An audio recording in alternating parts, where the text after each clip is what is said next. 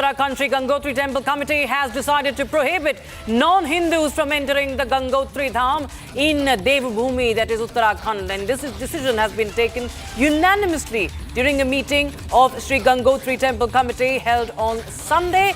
And the restriction will apply not only to Gangotri Dham but also to Mukhba, that's the winter abode of Ma Ganga. Meanwhile, the Sri Badrinath Kedarnath Temple Committee chairperson Hemant Dwivedi has said that a proposal to ban the entry of non-Hindus into both dhams and all temples under the temple committee will be presented in the upcoming board meeting. So that's the breaking news we have right now. Temple panel to soon pass this proposal. As far as Badrinath and Kedarnath is concerned, Ratan Negi joins us from Dehradun right now.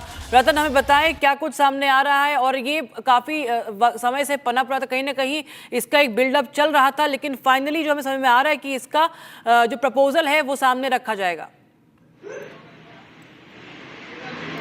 और देखिए, निश्चित तौर से अगर हरिद्वार की बात की जाती है, पहले हरिद्वार कुंभ क्षेत्र की बात करते हैं, हरिद्वार नगरी की बात करते हैं। तमाम जो संत समाज है वो लगातार यहाँ पर हरिद्वार में मांग कर रहे हैं, गंगा स्नानों के बाद मांग कर रहे हैं कि गैर हिंदुओं का यहाँ पर प्रवेश वर्जित किया जाए। हरिद्वार के अंदर ये बात लगातार निकल कर आ रही है, संत समाज लगातार इस बात को कह रहा है। वहीं बद्री केदार समिति के जो अध्यक्ष है हेमंत द्विवेदी, उन्होंने भी साफ तौर पर इस बात को कहा है कि बद्रीनाथ केदारनाथ धाम की जो समिति है उन्होंने किया है, इसके अंतर्गत जितने भी मंदिर यहाँ पर आते हैं उन सभी मंदिरों के अंदर गैर हिंदुओं का प्रवेश वर्जित होगा। ये बात यहाँ पर बद्री केदार समिति के अध्यक्ष हेमंत द्विवेदी ने कही है। और बीटीसी अध्यक्ष हेमंत द्विवेदी आगामी समय में एक बोर्ड बैठक करने जा रहे हैं। बोर्ड बैठक में ये प्रस्ताव पारित करने की वो घोषणा कर सकते हैं, ऐसी जानकारी हमारे पास है। वहीं उत्तराखंड के मुख्यमंत्री पुष्कर सिंह धामी ने साफ तौर पर इस मामले में कहा है कि वो सर्वमत से, उनका साफ तौर पर कहना है कि उनका स्पष्ट कहना है कि इस पूरे मामले में जो संत समाज कहेगा, जो केदार सभा कहेगी, जो गंगोत्री सभा कहेगी, जो बद्रीनाथ धाम के लोग कहेंगे, हरिद्वार के संत समाज कहेंगे, उनके अनुसार ही हम इस पर निर्णय लेंगे। वहीं मुख्यमंत्री धामी ने कहा कि